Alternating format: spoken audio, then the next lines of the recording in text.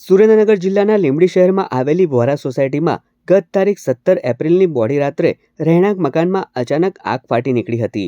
આ ભયાનક આગમાં શબ્બીર બુરહાનભાઈ અને રસીદાબેન શબ્બીરભાઈ બંને પતિ પત્નીએ જીવ ગુમાવ્યો છે, જ્યારે ઘરમાં હાજર અન્ય એક વ્યક્તિને ફાયર વિભાગ તેમજ સ્થાનિકોની મદદથી તાત્કાલિક રેસ્ક્યુ કરી સારવાર અર્થે હોસ્પિટલ ખસેડવામાં આવ્યો હતો।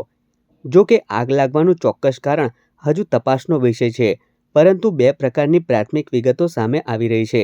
પાડોશીઓના જણાવ્યા અનુસાર ઘરમાં મોબાઈલ ચાર્જિંગમાં મૂક્યો હતો, જેની બેટરી ફાટતા આ દુર્ઘટના સર્જાઈ હતી। સૌપ્રથમ સોફામાં આગ લાગી હતી અને ત્યારબાદ તે રૂમમાં ફેલાઈ ગઈ હતી, જ્યાં દંપતી સૂતું હતું। તો બીજી તરફ વહીવટી તંત્ર દ્વારા પ્રાથમિક અનુમાન લગાડવામાં આવી રહ્યું છે કે મકાનમાં લાગેલા એસીમાં શોર્ટ સર્કિટ થવાના કારણે આગ લાગી હતી। ઘટના બાદ સ્થાનિકોએ લીંબડી પાલિકાના તંત્ર પર ગંભીર આક્ષેપો કર્યા છે।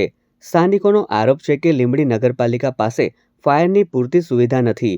આગ લાગ્યાના કલાકો બાદ ફાયરની ટીમ ઘટના સ્થળે પહોંચી હતી।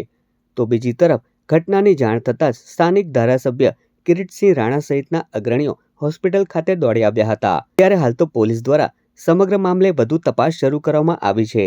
આ મોબાઈલ છે ને ચાર્જમાં મૂકેલો સોફા ઉપર, એ મોબાઈલ ફાટ્યો એટલે સોફા હરગ્યા ને પછી બધું આગ ચાલુ થઈ ગયું।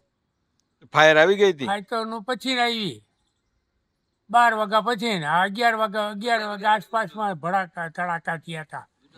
બધા આવી ગયા હતા આજુબાજુ? પોલીસ વાળા બધા આવી ગયા હતા। પોલીસ ખાતું ફાયર નો આવી? ફાયર નહોતા આવ્યું, મ્યુનિસિપાલિટી જોઈ પહેલા।